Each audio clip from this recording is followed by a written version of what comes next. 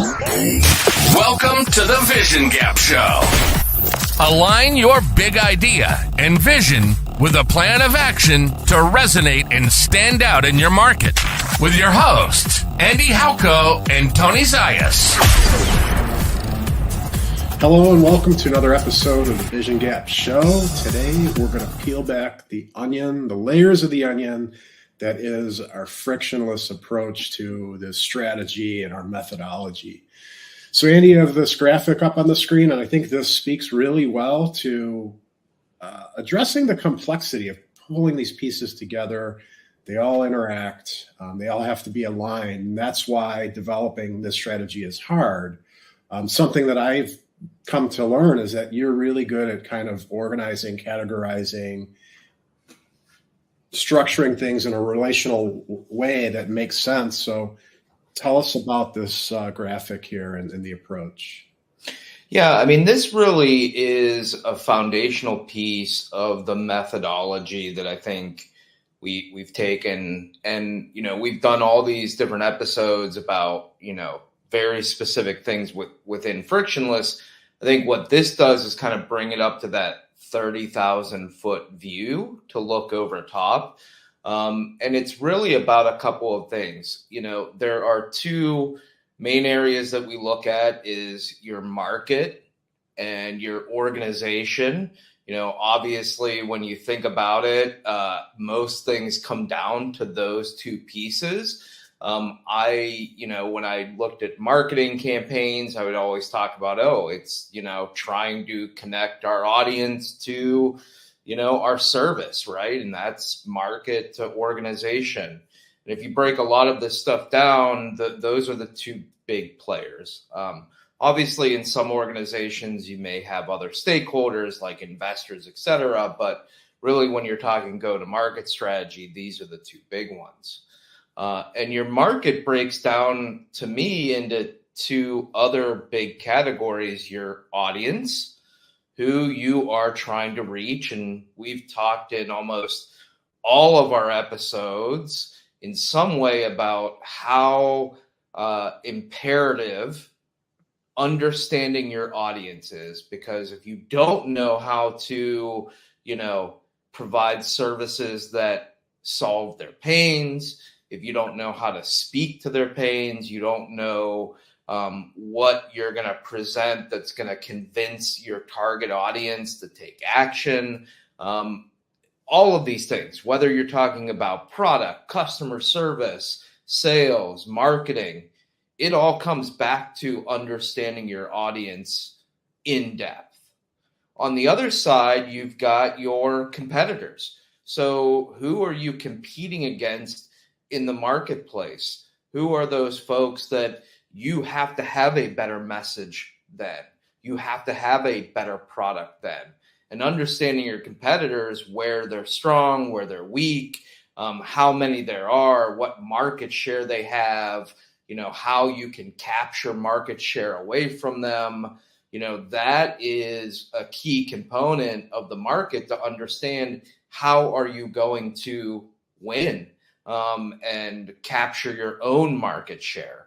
And so within those two things, within market, really making sure that you understand your audience and you understand the competitive marketplace are two of the, primary pieces to developing a smart go-to-market strategy. And before you move on, I just want to dive into the focus on competitors and competitive landscape. We work with a lot of SaaS and tech companies that are doing really innovative things. Sometimes it comes up that there aren't really direct competitors because a service or product is so new. How do you address that? Because I still think there are, there's still the competitive landscape, whether it's a direct competitor or not. What would you say in that case?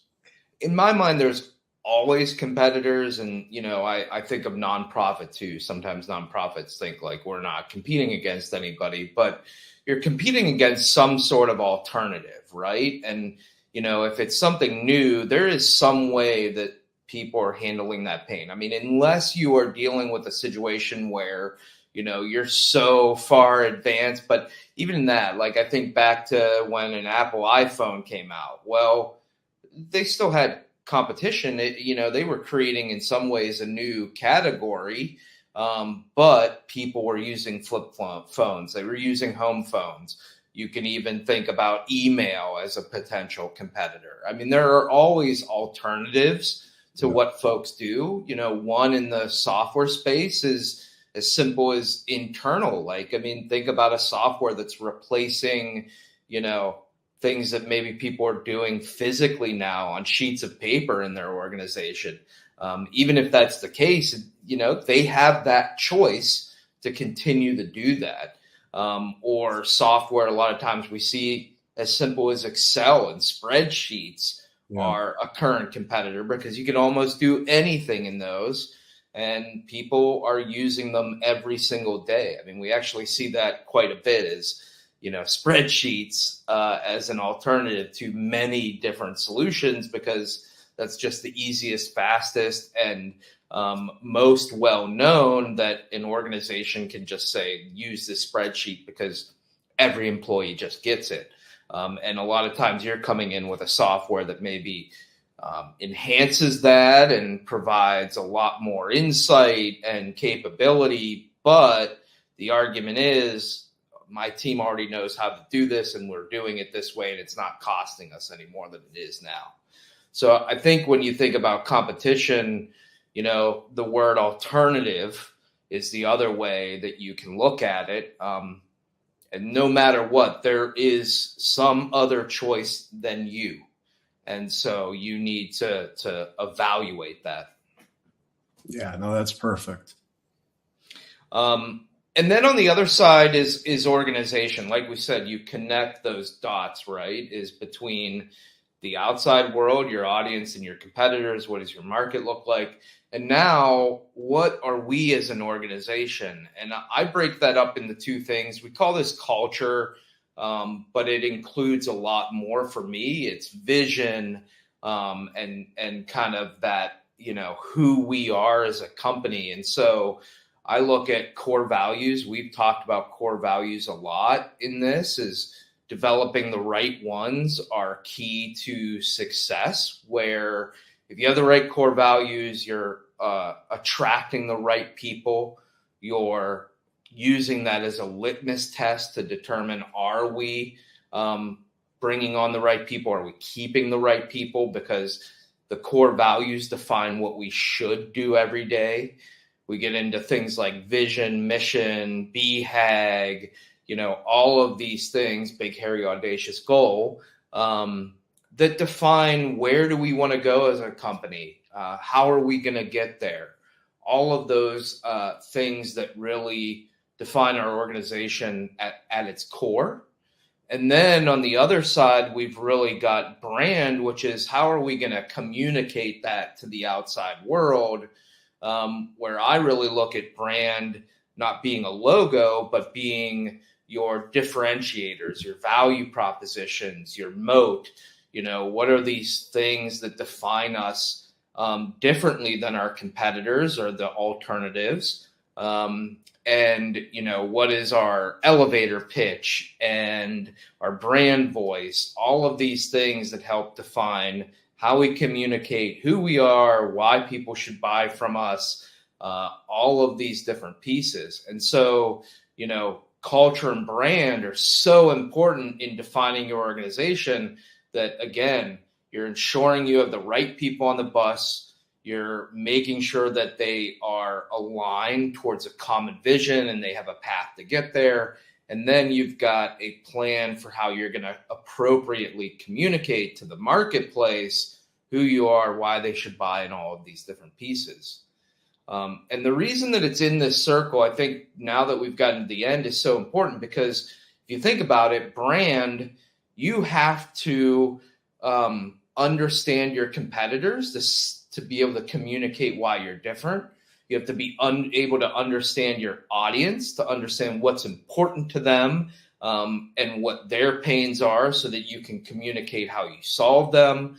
For your culture, you have to understand a vision of, where do you want to go compared to the existing marketplace and these alternatives, and, really who you want as customers. And so all of these things actually do really tie very closely together.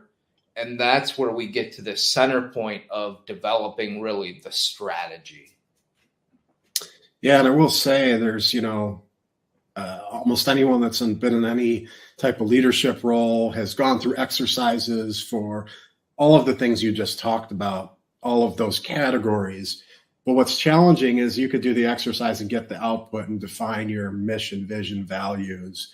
You can dive in and really understand your target audience, your competitors, so on and so forth, put together your, whole brand strategy. But it is connecting those pieces and making them work together. It's the alignment of that. That's where it becomes really challenging. And I think that's where kind of the whole concept of frictionless initially began, but eliminating the need for that to be so painful and complex. Yeah, I think the challenge for organizations is these 4 different elements. A lot of times, it's hard. Like, it's hard to find the time to really focus on these pieces. And so some of them organizations ignore completely, or they do them half-ass at the end of the day. We talked about that in core values, where it's like, just throw something together that feels good. Competitors, I think there's a lot of times people go, well, we're so special, or I have an idea about our competitors, but they don't really dig into it in a way that they've got true understanding of the marketplace. Personas, target audiences. Again, I think a lot of organizations do it halfway, where they go off of assumptions based off of the 30 people they've interacted with, but not necessarily the thousands that are their potential customers. And so they really haven't dug into it. And then on brands, same thing. Oftentimes it's, here's a good message, or I don't feel like we're super different, so we just have to get out there. I hear that all the time. But the reality is you have to come up with compelling messaging that really truly articulates why someone should give a shit about you. And so I think the challenge to what you're saying is that a lot of times organizations, it's easy for them to stay so focused in the business and the day-to-day and trying to operate that they forget about these things, or they, think whatever I'm doing is good enough. But the reality is the weaker each of these 4 pieces of the pie are, the weaker your go-to-market strategy is, and the harder it's going to be to capture market share. And that's where it's frictionless. When you actually improve all these, strengthen them, it makes market share capture more frictionless, which comes back to obviously our name. And what we were really trying to think of is how to help organizations get where they're going with less pain, faster, and just a more frictionless process. Awesome. That's a really good breakdown. There is a lot of complexity that goes in when you dive in. So I think sometimes it's good to take a step back and look at this. Another topic probably for another time, maybe our next episode, but you mentioned the idea of, rather than, sometimes people think of like go-to-market strategy as something that you create and then you walk away and that's done, right? But more the idea of like a go-to-market flywheel. I thought that was a cool concept of, because the competitive landscape is going to change and shift. Your audience is going to change and shift. So the market is going to have changes. Your organization, there's going to be changes to culture, to people, to goals, vision, and then that in turn influences brand. So I think that's a good concept and something that we can talk about in our next episode.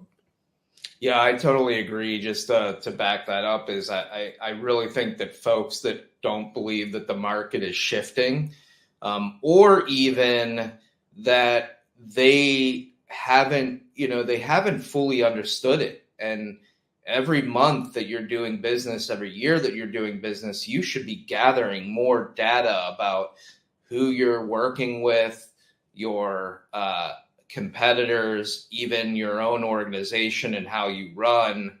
And that strategy better change. But like you said, we can dig into that on our next episode. Sounds good. Well, that is what we will come and revisit on our next show. Thanks, everybody, for tuning in, and we will see you guys next time. This episode of the Vision Gap Show has been brought to you by Frictionless. Build high-impact strategy at scale. Create your vision, brand position, and go-to-market strategy, all in a collaborative AI-enabled workspace.